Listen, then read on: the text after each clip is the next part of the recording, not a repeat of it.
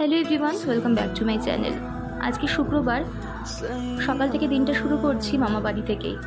এর আগে মামাবাড়ির যতগুলো ব্লগ তোমরা দেখেছো, ব্লগটা শুরু করেছি খুব জমজমাটভাবে, কিন্তু আজকে সকালটা একেবারেই অন্যরকম, আর আজকে শুরুটাও অন্যরকম। এই মামাবাড়ির প্রত্যেকটা ব্লগে তোমরা যে মানুষটাকে সবসময়ের জন্য অ্যাক্টিভ দেখেছো আমার ব্লগে, আমার দাদুকে, সেই দাদুই আজকে অসুস্থ হয়ে হসপিটালাইজড। মনটা একেবারেই ভালো নেই, মানসিক অস্থিরতা এবং অশান্তিতে ভুগছি সবাই আমরা পরিবারের। কিন্তু সারাদিনের কর্মব্যস্ততাকে তো থামিয়ে রাখলে চলবে না, কাজ ব্যস্ত করতেই হবে। তাই সেই উদ্দেশ্যেই অফিসে পৌঁছে গেছি।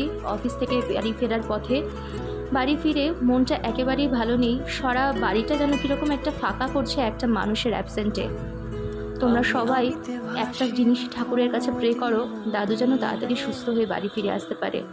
তোমরাও যেহেতু আমার পরিবার, তাই তোমাদের সাথেও আমার এই ফিলিংসটা শেয়ার করলাম। ভালো থেকো সবাই।